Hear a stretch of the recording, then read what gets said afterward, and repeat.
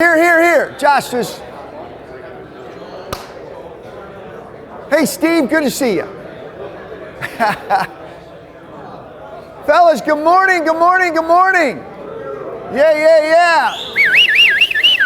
Hey, good morning, gentlemen. You guys made it. Give yourselves a round of applause. Week 8. You never know if anybody's going to show up the last week, but you guys did, and we're glad that you're here on a beautiful day. Brian, good to see you. We got a brother in from a long way away. He's in town today. Good to see you. Hey, we're going to have a great morning this morning. I want to highlight a couple things in just a minute. If you don't have, I just mentioned an outline, a summary outline of our session. There's one on the table. Maybe a table leaders could go get you guys one. We're going to need those in just a little bit. I also want to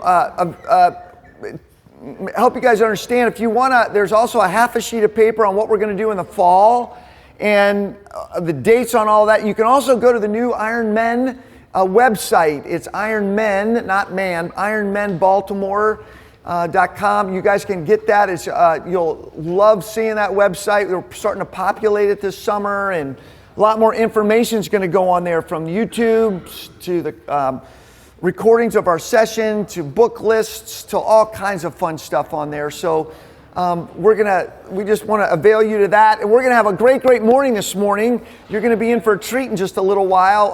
My good buddy, I'll introduce him in a minute, but Stefan is going to share a little bit with us on something really unique. So, but before that, I want to invite Will Cox up. Coxie's going to come. We've got something really fun that we want you guys to get on your radar screen. Wow, look at that, Will. Come on, Will. Look at that.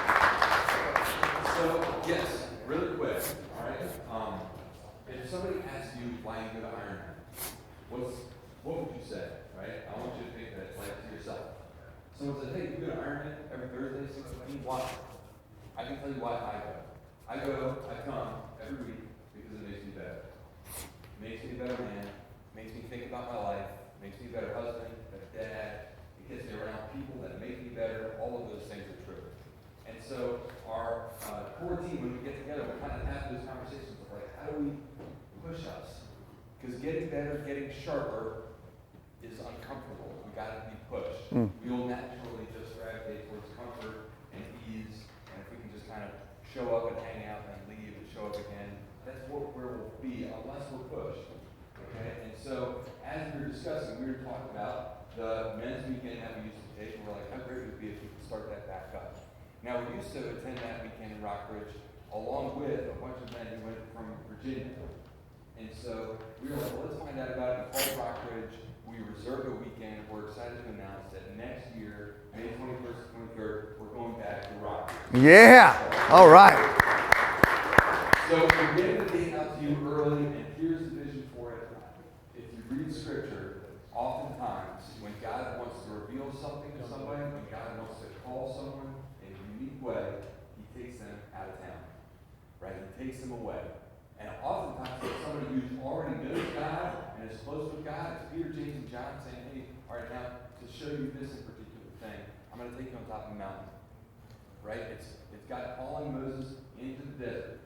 It's calling somebody away because we have to get unplugged from our day-to-day, from the normal places, right? Change of place plus change of pace equals change of perspective. So that's why I think this is valuable. So, you know, we're inviting you on this weekend, but I would say make it a priority. Put it on your calendars. We're going to have registration out soon. And the other piece and vision of this is that we want this to be, right now, it's Baltimore. It's our weekend. So we're not joining somebody else's group. This is our weekend. We're going to have the autonomy to make it what we want. And we are really excited about inviting men from Baltimore. And so if you represent a certain church, like I've already reached out to the pastor where I go to church, Hunt Valley, and he's all for it. He's excited about telling the men's group at Hunt Valley Friends. And so if you represent your church, we would say we want you to feel the freedom to invite men. We're calling it Sharpen. It's not an Ironman weekend, but this is a nod to Ironman because as iron sharpens iron, so we're going to sharpen one another. And so that's the vision for this weekend. We hope you can get excited about it. Put it on the calendar, plan on coming, and think about who to invite. I think that we want to invite people from local churches. I would also say if you have a friend who's like kind of seeker, quasi-Christian, used to go to church the idea of sharpening each other, the idea of saying, hey, this is a weekend about becoming better men, about pushing each other. I think that wherever you are in your faith, men gravitate towards that thought. Like, they're attracted to the thought of saying, yeah, I want to be better, I want to be around men that make me better. So, invite them. Now, you should go around and say, hey, this is a faith influence. There's going to be a lot of conversation about faith, but in general, the weekend is about growing and deepening our relationships with each other and us as men. Does that make sense? Yep. Okay, great. Any questions? Way to go. All right. Fantastic. All right, great. Thank you, Will. All right, buddy. Thank you. Hey, and I will say this, this is at a Young Life property. I don't know if you guys know anything about Young Life or anything about Young Life properties. Young Life's been going for over 80 years. These properties are not like, when you think camping, if you're thinking squeaky beds and like gimp and leather working, this is not what we're talking about here. We're talking like zip lines, pools, jacuzzis, rock climbing walls, just places to hang out, rocking chairs, phenomenal. It's a great, great place. So real running water, showers, it's really a good thing. You don't have outhouses. There's actually flushing toilets. It's a great place. So it really is worthwhile to think about. So get it on your calendar, all right? Hey, this morning, as you guys know, this is, you guys have given, many of you, 8 weeks of your life to this, and we've tried to focus on this big vision of what do we see when we look at the world and ourselves? What does God see? And what did He see before He created us? What's the big picture? The micro picture in the midst of the big picture. We've talked about what do we see? How do we see God? What are some of our visions of God? We've talked about how do we see ourselves and evaluate who we are. We've even talked about what do we see when we look beyond this life. And this is really interesting as we were talking about that. We didn't know that, but one of our Ironmen table leaders on Monday night, Jim McGuire, Jim and his wife Reed, their youngest son, Jake, passed away suddenly last Tuesday, the day after his 22nd birthday. And we're doing a service here on Saturday at 1.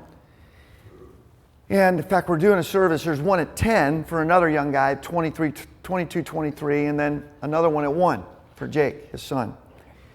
And I didn't realize this, but I had met with Jim that day and his wife, but Monday night, I look in the parking lot, and Jim comes walking into Ironmen. His son hadn't even been gone a week. And he's sitting right over where Brian's table is, at his table. He's a table leader with a table full of guys just like that. And when he came in, I said, Jim, he goes, where else would I be? These are my guys. I need to be here. And I start thinking that's a sharpening. That's a man that felt like, no, this is a table I need to sit at. This is where I find acceptance and hope. That night, we were talking about eyes that see beyond what we see. It was crazy. And so we've really tried to make this really practical and life-giving. And so every session, we try to just summarize. We can't get every point, but instead of going over every week, I don't want to insult your intelligence. So what we're going to do, we're going to take about 20 minutes right there. You got these papers. You don't have to go over every week. This is why we've given it to you. You can take home, look over it. You can show this to your wife, or if you're married, just to prove that you actually came here on Thursday mornings. If you need to, go over this with her. If you don't know what to talk about, this could be a talking point. But what I would encourage you to do around your tables is this. Maybe just scan this a little bit and just talk and say, hey, hey, this was a week that this thought really hit me. Or I'm still scratching my head over that one. I'm still thinking about this. And just peruse this, all right? And then we're going to have a really unique opportunity. I'll call you guys back in about 20 minutes or so. And then we're going to process a little bit together. And then we're going to have just a great little time with our good friend Stephen Koch. Stephen is, I call him an Imagineer, man. He lives in the world of sees things the way I don't see them. I'm going to promise you in the way a lot of you don't see them. See things. And he came up to me after the first or second week and he started just sharing some things about imagining and seeing in ways that I just don't. And I said, you know what? Why don't you do something for us here to take us into that world? So he goes, oh, that'd be great. So he's going to do that for this. It's going to really be fun. But anyway, please spend some time spending, or just, we need to hear things. Somebody said in research, I don't know where they found this out, but you need to hear things 7 times before you get it. Some of us, it might be 15. Some of us, it might be 2. I don't know, but let's go with 7. We try to review, but this morning, do this together. Enjoy it. We'll come back in a little bit, all right? Enjoy your time around the tables and chatting with each other, all right? Great, great, great. Thank you, guys.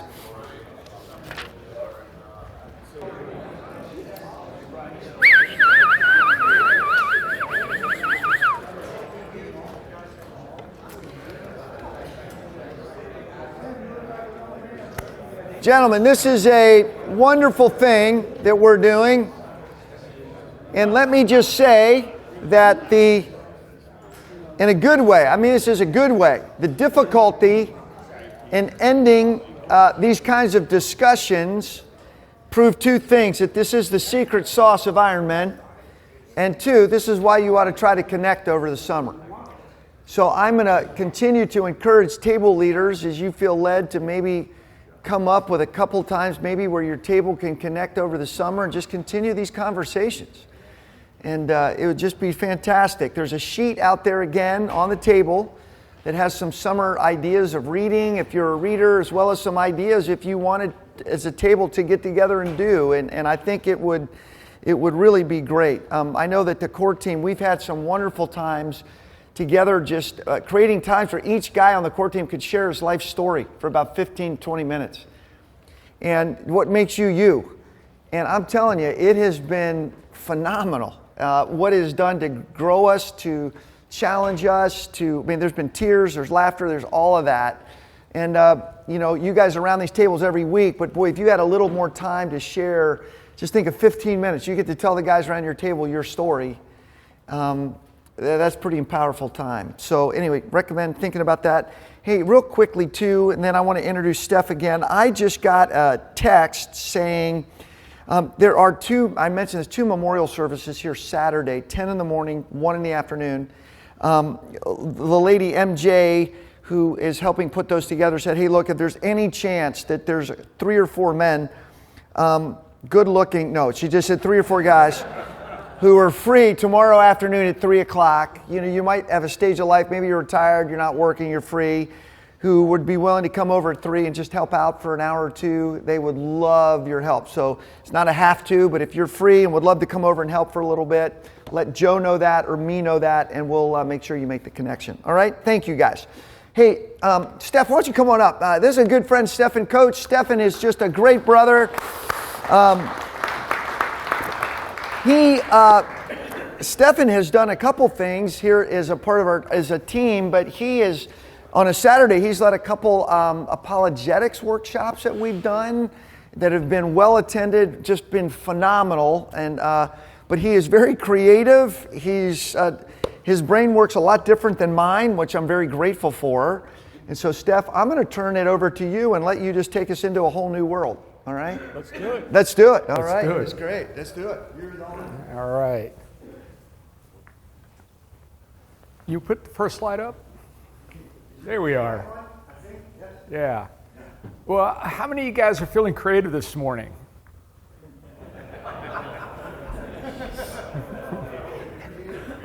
I'm in trouble. Well, let me give you guys 5 words of encouragement. Ready? Ready for the 5 words? In the beginning, God created. In the beginning, God created. What I find staggering about those 5 words, God did not build us. He did not manufacture us. He created us. And that word to me it's like a personal thing, right? And I think that's why a lot of guys here, I'm not creative, because there's a sense of intimacy that you need to have when you are creative. Because you're putting your stamp on something. You're not making it, you're creating it. I'll take one step further. And God created mankind in his own image. Go back one, Josh. Okay, there we go. And so here's the thing. From those verses, We have a creative creator who created creative beings. We have a creative creator who created creative creatures. Whether you know it or not, you are creative. You're made in the image of God, right? So therefore, you are creative. You're creative. So just a little bit about myself before I go too far. So I actually have been in the institutional design, corporate identity world for most of my career, and most of my clients were nonprofits, philanthropies, foundations, schools, universities, ministries. And in that world, the story, the message is paramount. But early in my career, on the other side of the same coin, is the world of advertising. And in that world, the concept, the idea is king. And so early in my career, I was this fledgling art director, and I was really having a hard time taking what I saw and kind of putting it down on paper and being able to express what I had up here. And my boss would take me out and he'd say, "Hey, Steph, you don't have an idea until you can put it on a piece of paper. You don't have an idea until you can put it down on a piece of paper." And what he was really trying to tell me was this: I can't see what you see.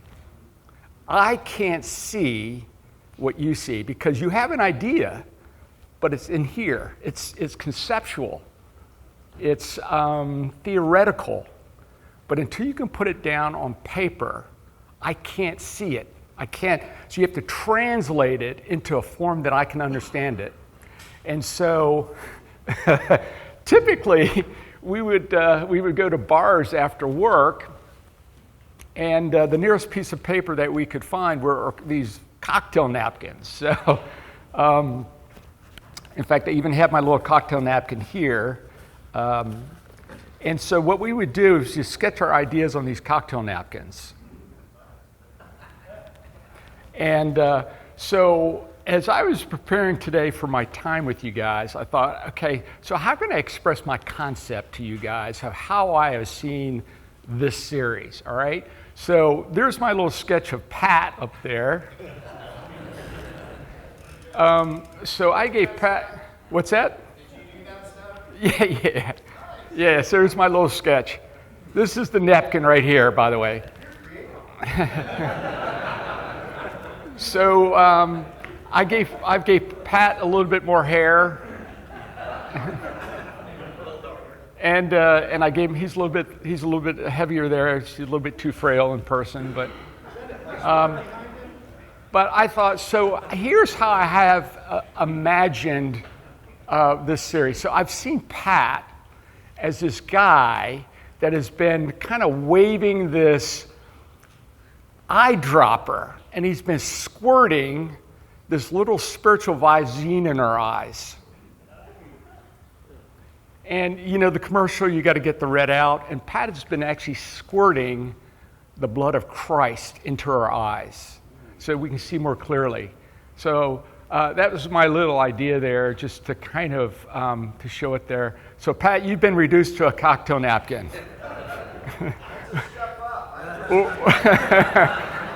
Or immortalized, one of the two. There you have it, Pat. And in fact, Pat, I'll give this to you later. All right, next slide there, Josh. So this is how I see you guys. I've seen these white tables as lifeboats. So if you see those World War II movies, if you ever saw the movie Unbroken with Louis Zamperini, you know, the plane crashes in the water and then they have to break out the life rafts so they can float in the Pacific Ocean for 2 months or something. And I have seen these tables literally as lifeboats. And I might even get a little teary up here if I say this, but like with my table here, we have talked about life. We've talked about life. And I get a little emotional, but we've talked about family struggles. We've talked about financial and job anxieties. We've talked about marital issues. And if you're married, you have marital issues, whether you know it or not. And so this is just my little sketch and little drawing to show you how I see these tables, these lifelines, these lifeboats. So all to say that this sketch and the little one of Pat is really what I'm trying to explain to you. That is the power of imagination, all right? And actually the power of this word called Imagineering, where you engineer your imagination. And so I can talk all I want, but these two little graphics, these little visuals, really enhance what I was trying to tell you, right? So you get it, right? So I've got 3 stories that I'd like to share with you about how this power of Imagineering has changed lives forever. But before we do that, go to the next slide there, Josh. This is actually the definition of Imagineering. It's the ability to translate, all right, translate ideas into practical form by capturing what your eyes see in diaries, sketchbooks, notebooks. You externalize that inner vision, and you help to develop what's known as visual literacy. You essentially, guys, speak your story into existence through words and visuals. So the term Imagineering, actually Walt Disney and it has embraced this. They've kind of taken ownership of the word Imagineering. And they've kind of been using this for the last probably 75 years. So everything that they build around at Walt Disney is based on the concept of Imagineering. The other layer in this is that Walt Disney insisted that there had to be intentionality to this. Like, so if you create something, what is the intention behind it? What is the reason behind it? You can't just do a doodle and say, what do you think? There has to be a kind of a story message behind it. And so, for example, if I said, hey, Walt, I've got this idea, all right? And I've got this idea of these toys that can speak, right? And we'll get Tim Allen and we'll get, Tom Hanks to play voices. The first question he would say is, what's the story behind the toys? What is the toy story? So creation and creating is very deliberate, and there's a purpose behind it. But there's also kind of this freedom that you are being exposed and showing what's inside here, guys. And you have to be able to, as creative beings, be able to be vulnerable to allow that. So I've got 3 stories to show you this morning about this idea, the power of Imagineering, and how the world needs to see what you see. All right? So first story begins in a quarry. And they pull out of the ground a stone of a marble that is literally 20 feet long by about 7 feet thick and about 7 feet wide. And it's so big, the marble is called the Giant. And they pull this huge marble out of the ground, and a local church buys the Giant, and they hire a local sculptor to work on it. They want a couple statues made. So they hire this guy, and the sculptor's working on it for 6 months, and he's kind of roughed out the legs and all this, and literally the sculptor quits, and he walks away. And the church is like, what happened? He goes, the marble is terrible. It has too many imperfections in it. I can't work on it. And he walks off the job after 6 months, and the church is like, well, gee, thanks. We can't return it now. And so the stone, this marble, the Giant, sat there in the church's warehouse for 10 years. They finally find another guy to work on it. He comes in. He's working on it for a few months. He quits as well. He says the same thing. The marble's terrible. And the guy that worked on it before me, he didn't know what he was doing. The stone sat there now for another 26 years. And the church finally says, after 26 years, we got to get this thing out of here. It's been in our parking lot the whole time. So they're so desperate. True story. They put an ad in the paper. They have a contest. And they're trying to find some idiot that's going to finish this thing, right? So this 26-year-old kid says, hey, I can do it. 26. And, well, tell us about yourself. He goes, well, I'm a loner, all right? I'm kind of crazy. I get depressed often, and I have autism. Okay. But they were so desperate, they hired this guy. His name was Michael Simone. True story. Michael Simone.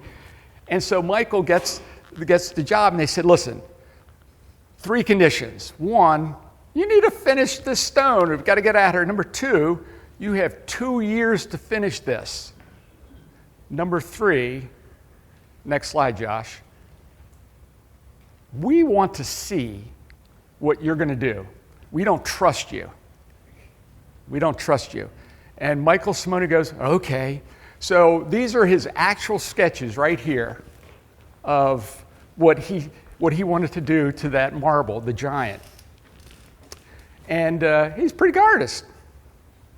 Okay, so he said, hey, I'm a classical Roman sculptor, and I'll have Will Cox pose for the genitalia.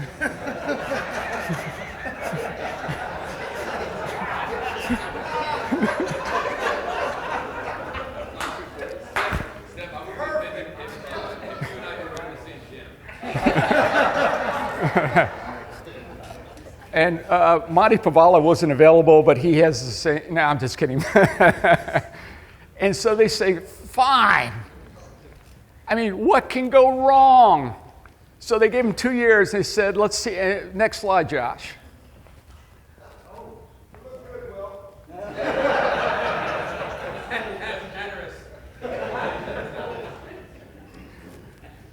Years later, when they asked Michelangelo, he was called the divine artist after a while. They said, how did you do that? How did you do that? Here's what Michelangelo said, and I'm quoting him. I saw him. I saw him. I Imagineered him. My job was to help him escape. He was in there. I just had to kind of get him out of the way. That's the power. Now, let me ask you a question, guys. Is the world a better place to be able to see what Michelangelo saw? Yes. The world needed to see what he saw. And the world needs to see what you see.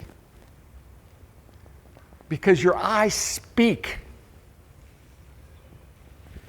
through the statue of David.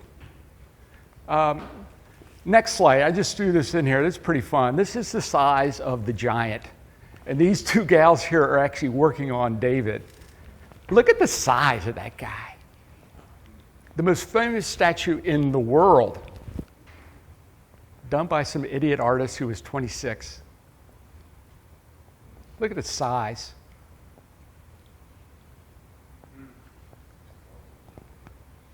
Incredible. Incredible. Quickly, let's keep going. Next slide. So you said, all right, Steph, first guy, Michelangelo, that's world famous guy, like he is super talented. All right, I got that. Victor Lundy, average Joe. At 21 years old, he joins the Army. He's from New York, and he was a student. He joined the Army, and at 21 years old, he is sent to France to fight his way across France and Germany. And he's wounded a couple times, just average guy. And in his duffel bag he throws in a handful of these little 3 by 5 inch notebooks that you could buy at a Rite Aid. He throws them in his little duffel bag with a couple pencils, and he's like, hey, I'm just going to kind of sketch out things that I see. Next slide. This is from a sketchbook, and what I love about these 3 slides I'm going to show you here, I don't know if you can read it up top, it says, before payday, shooting craps for cigarettes, June 1st, 1944. And what I love about this sketch, guys, it's personal. You can feel like you're there. No photograph could have given me this amount of information, and it's a sketch. And he's just kind of sketching out the handful of guys there that are probably part of his platoon. I just find it so intimate that he was able to do that. Next slide. September 7th, 1944, he says, ready to go. These are not Michelangelo. These are not Da Vinci stuff, but here it's his life.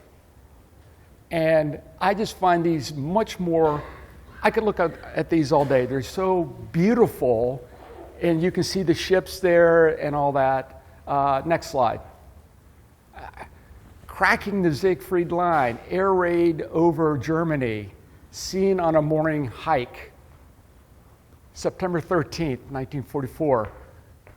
You guys can draw these, right? I mean, you guys, anybody can draw that. Well, you could have drawn 4 little squares or something, but the point being is that he just recorded his life. It's nothing famous here. This is not like just a normal guy, Victor Lundy. Just thought I'd show it to you.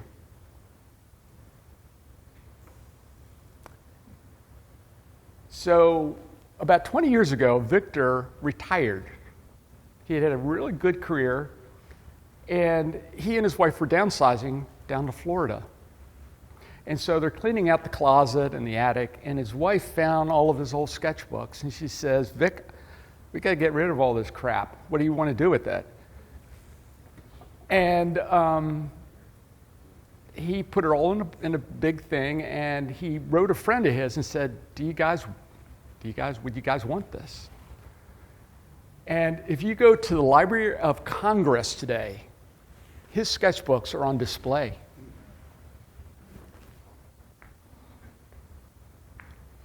So you're probably going, well, okay, I'm not Da Vinci or Michelangelo, and my stuff's not going to wind up in the Library of Congress. Well, let me ask you guys a question. What's your world like? If you're married, when's the last time you guys wrote your wife a love letter?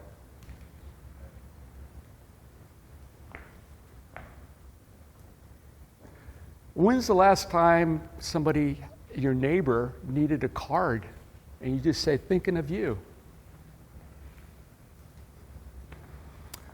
Or let's say you're retiring, you have a vision for a house. Have you sketched out maybe a drawing? Or you've had something clanking around in your head, I'm going to invent something. Put it down on paper. That's your world.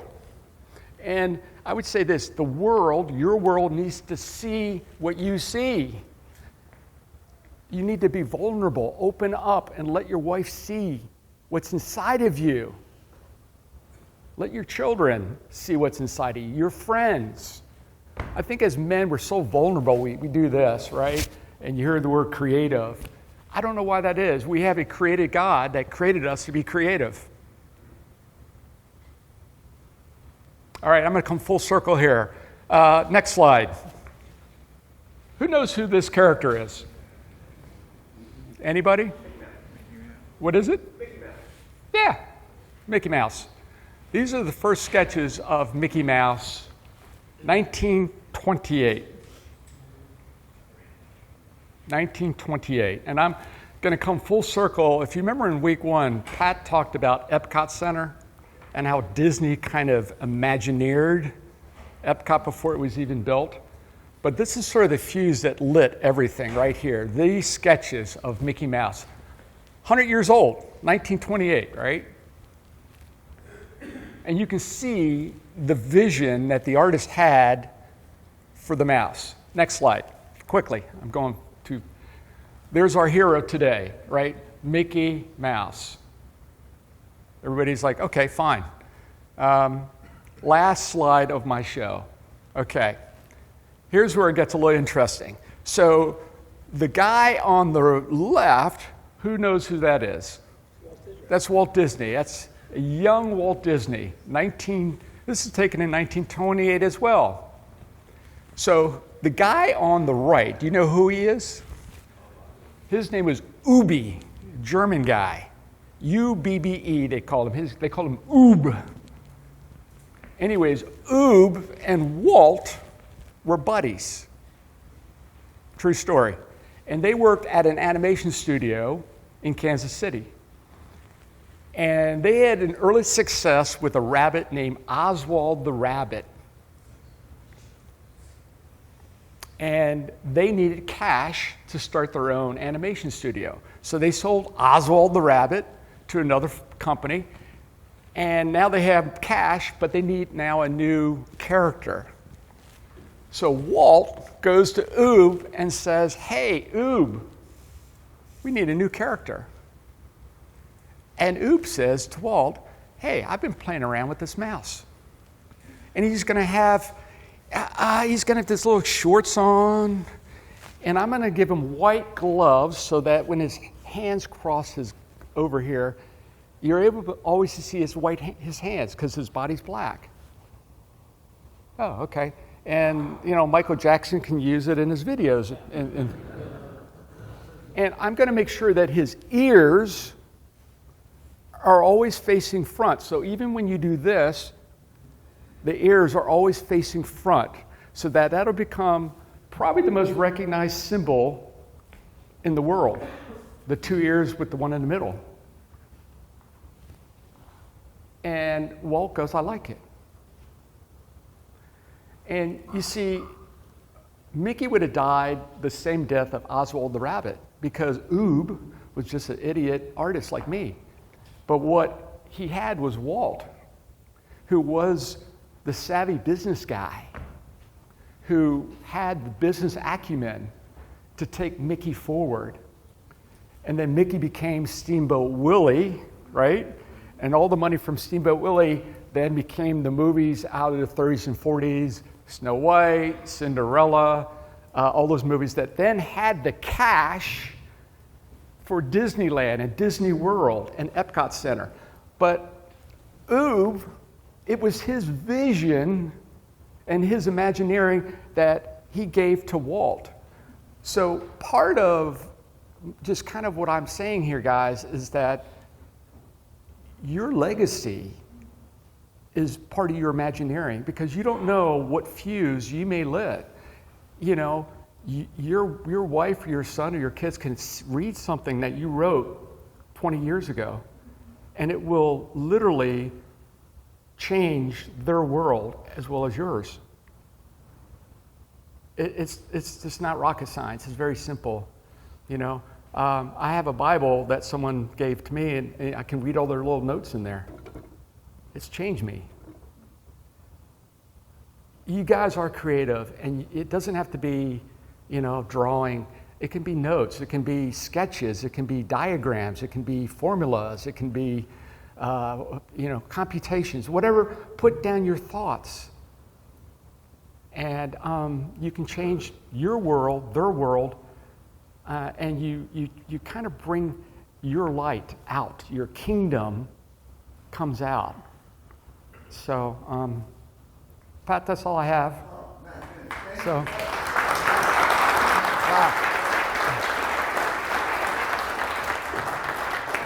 that would have been a colossal miss had you not done this. Do you guys agree with me? Yeah. This is phenomenal. I'd like to just take a minute and just hear in general, what are you guys what's clicking through your noggins? Anything? I mean, anything, about anything that we've done. How does this connect with anything we've done? Maybe about the session. I'm going to read you something before we leave, but just something, Steph, encourage you to feel challenged by anything at all. I mean, there's got to be something, because I got a lot going on. Yeah, thank you. Yeah, Steph, I really appreciate it. Being in the creative space, like, this is inspiring, and sometimes, like, this is often how I think too. Is like, I have these ideas, but I forget to put them on paper. So like, that encouragement to put it on paper, whether it's words or pictures or whatever. That I think of that scripture, write the vision, make it plain, because trying to do something without vision, it said, the Bible said, the people perish. Yeah. Without vision, the people perish. And yeah, we're all creative, but we kind of forget how to utilize those creative outlets unless someone invites us in. So thank you for that. Yeah, Sure. That's so good. Sure. So good. Yeah, Jim? Steph, I think you reawakened something that we all did 20, 30 years ago. Like we send cards. I remember like my parents, they had their birthday or something like that, or their anniversary. People send cards and put nice notes in them. And today it's instantaneous, it's a text message and all that kind of stuff. Yeah. But I've noticed when I do take some time and give somebody a card, or Actually, write a card and send it. actually write a Yeah. card, send it, or maybe give my girlfriend some flowers with a note on it. It's kind of neat to see that up in her, the note up in her fridge. Yeah. And the flowers are gone. Yeah. But what you documented in that, message to her, or other ways, I think people really appreciate that, and it's something that it's a kind of like an art that's been lost in a lot of cases. Yeah, yeah. I think it's just blowing out the sides of what creativity is. I mean, I love the fact you said in the beginning, God created, we're made in His image, then we are creatives. You just do it in different ways. I think you can limit it, like what I don't draw. You don't have to draw. You create in how you think or what you can imagine. I think it's just so great. Greg? That was good. No matter how long you gave me, I couldn't draw those airplanes. I might put some T's in the sky. That's about as far as I can get. But to that point, at the beginning of last year, we bought all of our employees packs of cards, monogram cards, at the beginning of January. And for an entire year, we brought in lunch on Thursdays for everybody and encouraged them to write one gratitude letter to everybody. We did it for a whole year, and honestly, I still have clients and friends that send me pictures of the cards and say, this thing's sitting Wow. on my desk because I was so happy Wow. to get it. So it was a great exercise, forced young 20-something people who never do things like that to write cards to family members, clients, friends, and stuff. And it was a great exercise. Yeah, very creative. Yeah, just not the visual creative. Yeah. But the written word is very powerful. And I'll say this too, guys. The front of your brain, the frontal cortex, ages with time. It thins. And when you write, all right, this is scientific now. When you write, you're bypassing the frontal cortex, and you're strengthening the two other compartments, because you're forcing this hand to put down information. And people that write, and they age better, because it helps to keep the brain active. Stimulates. Yeah, I mean, it's scientific, to where if you're reading, you're writing, it's kind of bypassing, it's going through the back part, because for you to see something and then be able to either sketch it out, or you see something and you put it down, it activates a part of the brain. So it's also helpful as guys age here to clicking doesn't do it. Clicking doesn't do it. You have to literally put pen to paper. And my concern for society in general is that as we've lost this pen to paper, clicking is quicker I always say this, the internet is timely, but print is timeless. And you look at these great documentaries like, the Civil War with Ken Burns, where they'll pull out some guy's love letter that he wrote to his wife in 1860. They're immortalized. Yeah.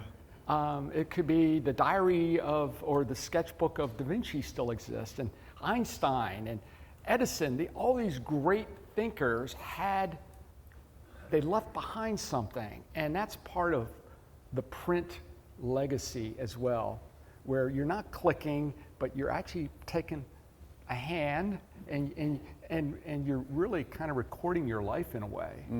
So, anyways. Steph, thank you so much. Sure. You're such a great man. Golly days, I appreciate it.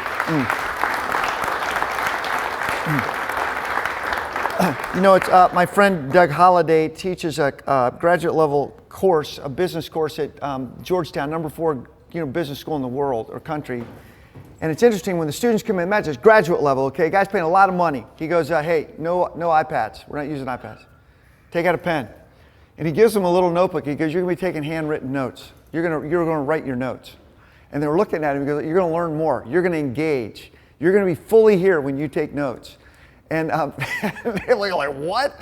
And they also said, you don't need to bring your iPads. You just use your notes. We're going to do notes here. It's kind of crazy. Steph, thank you. I was challenged in many ways, and I want to read you something in closing, but I do think that we have learned to settle and leave a lot of our best self on the table because we don't push ourselves. This isn't about having angst. It's just a matter, I think we just settle. We settle. We settle into a certain kind of marriage. We settle into a certain kind of relationship with my kids. I settle into a certain kind of way of learning for myself, where I don't dream anymore. I don't try new things. I don't expose myself to people, even like Steph, who just think differently than me. My imagination got really expanded today and made me excited to think about what does that mean for me and how God made me. I don't know what creativity is, for you, Chris, but it's there. There's something in you, whether it's developing a business or relationships. I don't know, but it's in there. So this is so amazing. So you think about guys that put Artemis on the moon. That's very creative. I mean, you're smart and technological, but that takes a lot of creativity to think about that kind of stuff. So I just want to challenge us, encourage us in this. Hey, I want to read you something. I got sent this. This was in a church bulletin. I want you to imagine this. This was in a church bulletin off of North Capitol Street in Washington, D.C., called St. Martin's Church. It's a historic Catholic church with very deep African-American roots. And my friend who went there said they had the best choir in town. Didn't disappoint. It was amazing.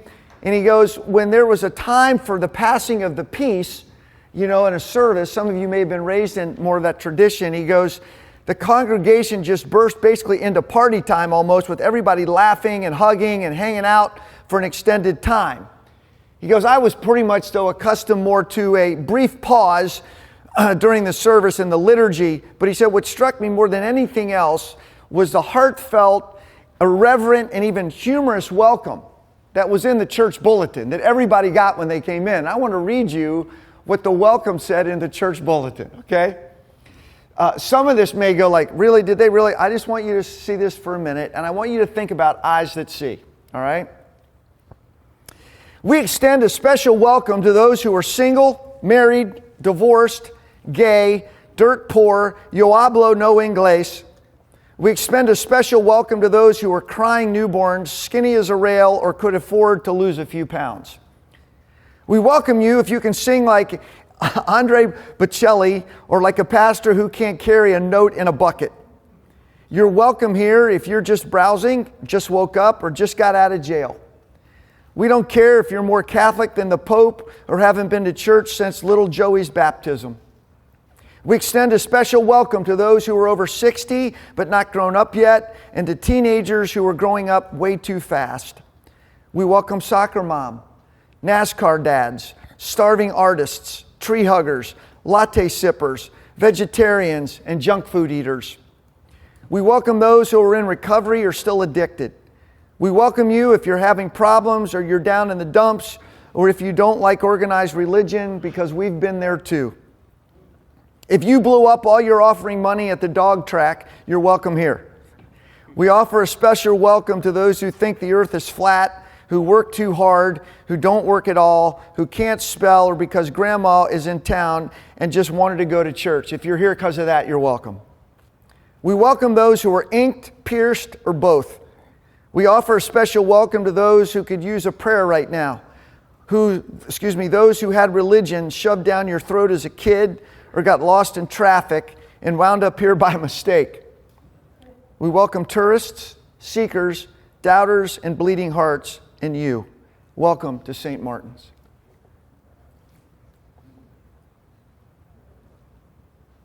I think most churches wouldn't know what to do with half those people. Literally. Or maybe they'd get in, but people would be sitting there wondering, I wonder what they're doing here. I wonder what they're doing here. That just wrecks me. I believe this, that the people of God, ought to be the most welcoming human being on the planet. This doesn't mean you approve of everything,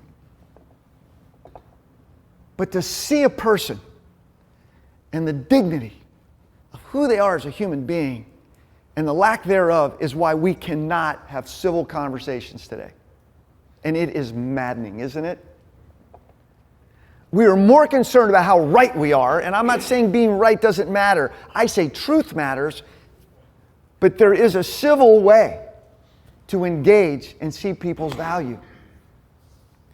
You know, it's really funny in the New Testament. The only people that you see Jesus telling got it wrong verbally a lot is who? Who are they? Now, let me tell you this. Do you think Jesus approved of everything that everybody else was doing? Do you think he just didn't care? Of course he cared. He did say to the woman caught in adultery, go and sin no more. But I don't think he had to say anything. I think in some ways that they felt so loved that the love was convicting enough. The life lived was amazing. I think Jesus, seeing him hang on a cross, was plenty said. And an empty tomb was trajectory changing. You guys know why I can do a funeral Saturday at 1? Because I got nothing else to do, right? It's because we have a Savior who can cry with us, who gets pain. And he's also a Savior that says it's not the end of the story. So I want you to cry. I want you to grieve. You need to. And I grieve with you. But I want you to look up and know this. Do not grieve without hope. Can you see it? Can you see it? So I'm hoping through this time that we've spent that maybe our hearts are a little wider. Maybe, thank you, Stephen, we see a beautiful statue and a piece of marble that nobody wants to work with because they just say there's nothing there to work with. Maybe there's some people like at this church that would wander in and say, man, there's nothing there to work with. But yeah, there is. Yeah, there is. And you know, I'll say this. If one of those descriptions is your kid, is your son, is your daughter, all of a sudden, your eyes are opened a whole lot more. So, I'm grateful for this time. Stephen, thank you for that lifeboat illustration. Golly days, that is like...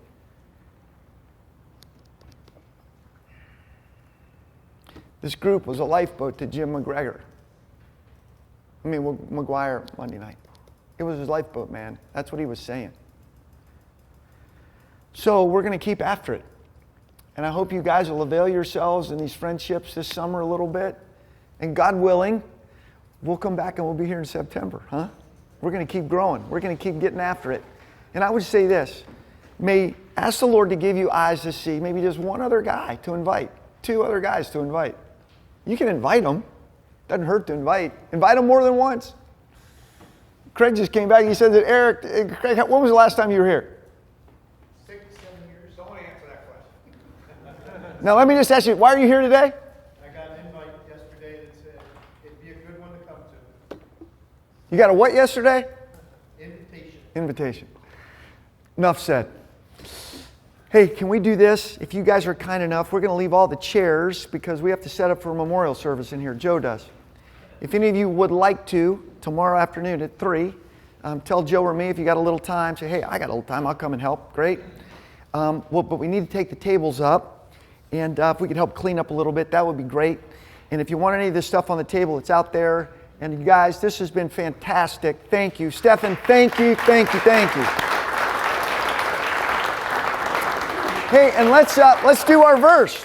Oh, Steph, this is all, I get to keep this. This is fantastic. Let's do our verse together. Here we go.